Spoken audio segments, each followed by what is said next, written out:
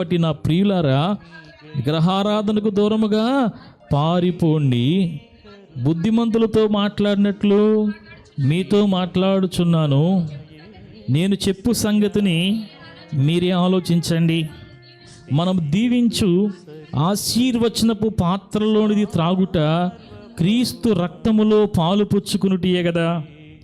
మనము విరుచు రొట్టె తినుట క్రీస్తు శరీరములో పాలు పుచ్చుకునుటియే కదా. మనమందరము ఆ ఒకటే రొట్టెలో పాలు పుచ్చుకొనుచున్నాము. ఆ రొట్టె ఒకటే గనక అనేకులమైనటువంటి మనము ఒక శరీరమై ఉన్నాము. శరీర ప్రకారమైన ఇశ్రాయేలును చూడండి. బలి అర్పించిన వాటిని తినేవారు బలిపీఠముతో పాలివారు కాదా? ఇక నేను ఏమి చెప్పుదును?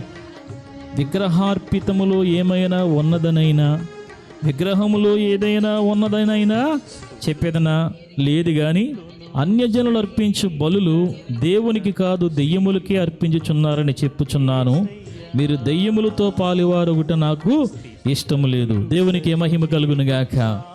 మరి ఆనాటి కొరింథీ సంఘస్థుల్లో కొంతమంది విగ్రహారంలో ఏమీ లేదు కాబట్టి, విగ్రహానికి అర్పించిన వాటిలో ఏమీ లేదు కాబట్టి తినేద్దాం అనుకున్నారంట. తినేశారంట.